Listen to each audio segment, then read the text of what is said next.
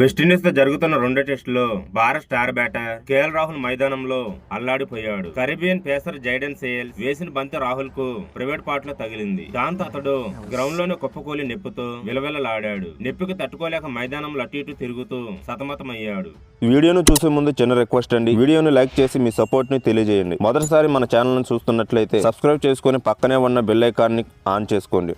రాహుల్ పరిస్థితి చూసి team India physio ground లోకి పరిగెత్తకొచ్చాడు. ఫిజియోను కూడా పట్టించుకోలేనంత దారుణ స్థితిలో రాహుల్ ఉన్నాడు. ఎట్టకేలకు ఫిజియోల సాయంతో ప్రథమ చికిత్స తీసుకొని తిరిగి బ్యాటింగ్ కొనసాగించాడు. ఈ ఘటనతో మ్యాచ్ కు కాసేపు బ్రేక్ పడింది. దీనికి సంబంధించిన వీడియో సోషల్ మీడియాలో వైరల్ అవుతుంది. టీమిండియా 121 పరుగుల లక్ష్యంతో బ్యాటింగ్ దిగింది. రెండో ఇన్నింగ్స్ 3వ ఓవర్లో ఈ ఘటన చోటు చేసుకుంది. గంటకు 140 ప్లస్ KMPH వేగంతో జైడెన్ సేల్ బంతిని సంధించగా రాహుల్ డిఫెండ్ చేసే ప్రయత్నం చేశాడు. 3వ ఓవర్ తొలి బంతిని ఆపిన రాహుల్ రెండో బంతిని స్క్వేర్ లెగ్ దిశగా బౌండరీ తరలించాడు. కానీ 3వ బంతిని సేల్స్ లెంత్ లో వేయగా రాహుల్ డిఫెండ్ చేయబోయాడు. కానీ బ్యాట్ మిస్ అయిన బంతి నేరుగా రాహుల్ ప్రైవేట్ పార్ట్ భాగంలో బలంగా తాకింది. దాంతో రాహుల్ నొప్పితో అల్లాడిపోయాడు. మరోవైపు టెస్టులో టీమిండియా విజయం ముంగిటి నిలిచింది.